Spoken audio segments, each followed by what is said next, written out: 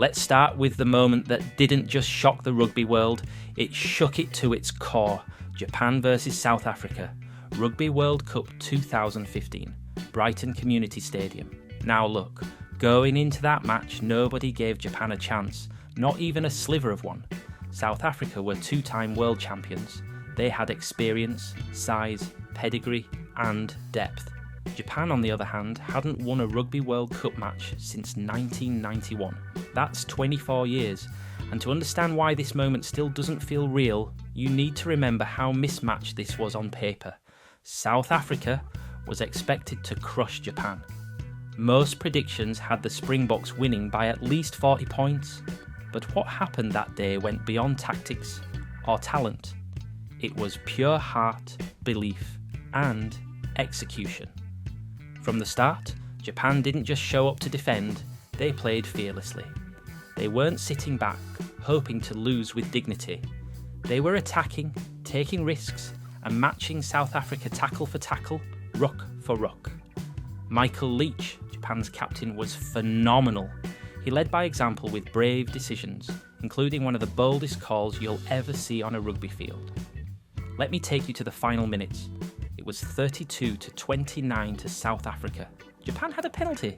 They could have taken the easy 3 points to draw the game, which in itself would have been historic. But Michael Leitch looked at his team, pointed to the corner and said, "We're going for the win." That moment, right there, is what made this more than just a victory. Japan wasn't content with a draw. They believed they could win. And in the 84th minute, after wave of pressure, scrum half Fumiaki Tanaka delivered a crisp pass to fullback Ayumu Goromaru, who shifted it wide to Kane Hesketh. Hesketh, tight on the sideline, dived over for the try. Final score, Japan 34, South Africa 32. Absolute silence from South African fans, disbelief on the faces of rugby analysts across the globe, and on the Japanese bench, tears, pure emotion, players falling to their knees. Eddie Jones, Japan's coach, almost couldn't believe it himself. But this wasn't a fluke. Japan had executed a strategic masterclass. They outplayed South Africa with speed, precision, and composure. Their set pieces were sharp, their defensive line was unrelenting. Goromaru's performance at fullback was world class. He scored 24 points and dominated the backline. Every player on that team gave something extra that day. The victory changed Japanese rugby forever. It inspired a generation of players, laid the groundwork for Japan's quarter-final run in 2019, and made the world take Tier 2 nations seriously. It also changed how fans talked about the Rugby World Cup. Suddenly, no team was safe, no prediction was reliable. Even today, a decade later, when people talk about Rugby World Cup shocks, this is the standard. It's not just one of the greatest upsets in rugby history, it's one of the greatest upsets in sport. And if you think that moment was wild, just wait until you hear what France did to the All Blacks in 1999. Alright, so if Japan's win over South Africa was the greatest upset, then France's performance against New Zealand in the 1999 World Cup semi-final might be the greatest comeback. To understand how wild this was, you have to realise what France was up against. The All Blacks were favourites, not just to win this match, but to win the whole tournament. They had Jonah Lomu at his peak, smashing through defences like they weren't even there. Earlier in the year, New Zealand had thrashed France 54-7 in a warm-up. Most people didn't expect this semi-final to be close. And at first, it wasn't. New Zealand stormed ahead. Jonah Lomu scored 2 tries that looked effortless. Just raw power and pace. France couldn't contain him. At one point, the All Blacks were leading 24-10. Everything was going according to plan. France looked overwhelmed. But then came Christophe Lamaison, quiet, methodical and calm under pressure. He started clawing France back into the game, 2 drop goals, 1 penalty. Suddenly it was 24-19, just a 5-point game. That shift in momentum, you could feel it. Then came the explosion. France started running the ball from deep, playing with speed, flair and freedom. It was the kind of rugby you only see when a team truly believes. Dominici scored a try chasing a bouncing ball no one else thought was reachable. Bernard Sales added another. The crowd was stunned. New Zealand couldn't keep up. Their defence cracked wide open. France scored 33 unanswered points in about 25 minutes. Think about that, against a team like the All Blacks in a World Cup semi-final. By the time New Zealand pulled one try back, it was too late. The final score was 43-31 to France. It wasn't just a comeback, it was a statement. France didn't sneak through with a lucky break. They completely turned the game on its head. They beat the best team in the world by outplaying them in every area. Even now, over 2 decades later, this match still feels surreal, because for that stretch in the second half, France wasn't just good, they were perfect. And if that felt impossible, just wait until we talk about the day Italy beat Australia for the very first time. But before we talk about that, please hit the subscribe button. Thank you. There are rugby results you expect, and there are those that make you double check the scoreboard. Italy versus Australia in November 2022? That was the latter. Let's be honest, Italy wasn't supposed to win this. Going into that match in Florence, they had played Australia 18 times and lost every single one. Some of those losses were heavy. The Wallabies, even during inconsistent periods, were always just a level above. But on that day, something shifted. Right from kickoff, Italy came out with purpose. They weren't playing like underdogs trying to hang on, they were dictating the tempo. They moved the ball quickly, attacked the edges, and played with clarity. Ange Capuozzo, who had already made headlines earlier in the year with that try against Wales, was electric. His footwork, pace, and awareness made him a constant threat. He scored 2 well-taken tries in the first half that stunned the Australian defence. But Italy didn't just rely on moments of brilliance. They were solid in the breakdown, efficient in the set piece, and crucially, they made their tackles. They matched Australia physically, something that rarely happened in past meetings. By half-time, Italy led 17-8. The belief was real. In the second half, Australia fought back like you'd expect. Tries from Tom Wright and Fraser McWright closed the gap. The Wallabies started applying real pressure, forcing Italy into mistakes. But the Azzurri didn't collapse. They stayed composed and kicked their penalties.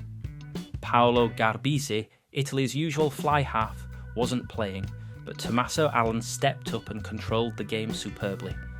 Then came the ending. Australia scored in the 80th minute. The score was 28-27. All that was left was the conversion. Ben Donaldson, on debut, lined it up and missed. The final whistle blew. Italy had done it. After nearly 40 years of trying, they had finally beaten Australia. What made this win so unreal wasn't just the result, it was how deserved it was. Italy didn't scrape through. They earned it. They outplayed Australia for most of the game. It wasn't a fluke. It was a sign that Italian rugby was growing, finally stepping into a space where they could challenge the bigger nations on equal terms. That victory didn't just make history, it changed perception. And for Italian fans, it was a moment they had waited decades to celebrate. And while that was a first for Italy, the next moment was all about breaking history in enemy territory. Because when Ireland toured New Zealand in 2022, what they achieved had never been done before. If you've followed rugby for even a little while, you know how sacred New Zealand is. Winning a match against the All Blacks on their home soil, that's rare.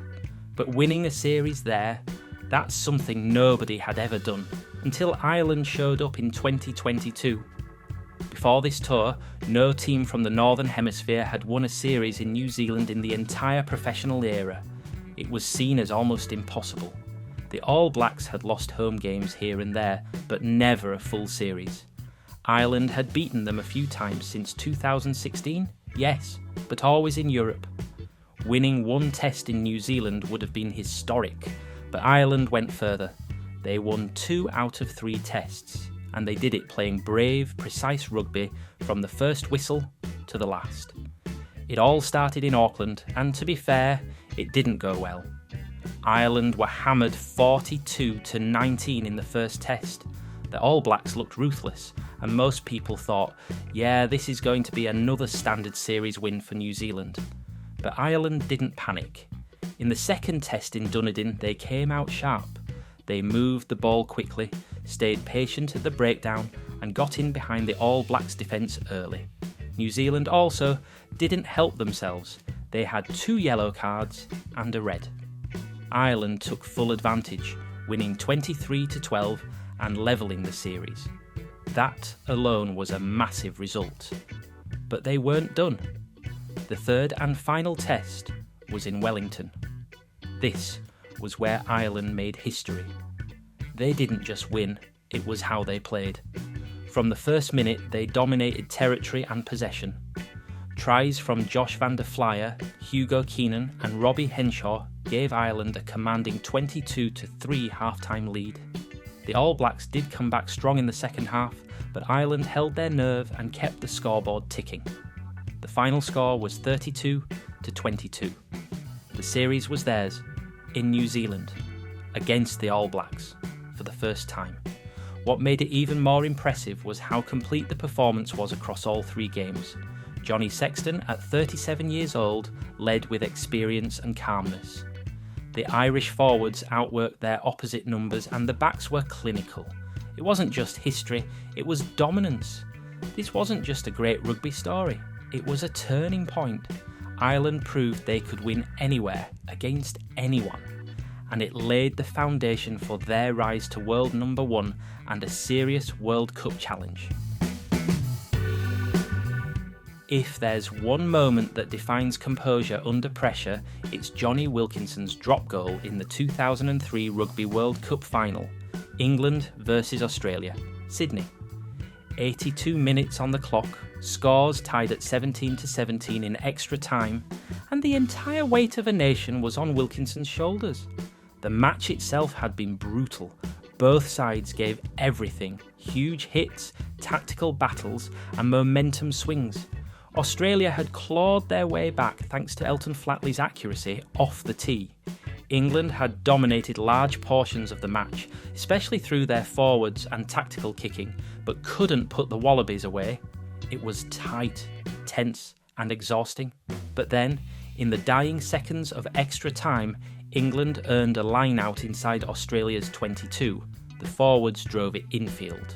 Matt Dawson took a quick dart to push them a little closer. Then, as the entire stadium held its breath, Dawson passed to Wilkinson. Now here's the crazy part. Wilkinson was on his right foot. He's famously left-footed, but in that split second, under enormous pressure, he adjusted. One step, drop, kick, clean contact. The ball sailed between the posts. England 20, Australia 17. The final whistle blew seconds later. England were world champions for the first time in history. They became the first and still only Northern Hemisphere team to win the Rugby World Cup. And Jonny Wilkinson became a national hero. That one kick in that one moment changed everything. It wasn't luck. It was a result of years of discipline, preparation and mental toughness. Wilkinson had practiced that kick thousands of times, but doing it under pressure in a World Cup final in front of 82,000 fans, that's what made it unforgettable. And from one career-defining moment to a career-defining force, let's rewind to 1995 when a 19-year-old named Jonah Lomu bulldozed through England's defence and left rugby changed forever. There are moments in rugby that go beyond the scoreboard, moments that leave a mark not just on a match, but on the sport itself. Jonah Lomu's performance against England in the 1995 Rugby World Cup semi-final is one of those moments, and at the centre of it was a run that flattened Mike Catt and left the world speechless. At just 19 years old, Jonah Lomu was already making headlines, but nobody expected what he did on that day in Cape Town. Right from kickoff, you could feel it. Lomu wasn't just a winger, he was a storm. He was 6 feet 5 inches, nearly 120 kilograms, but ran like a sprinter.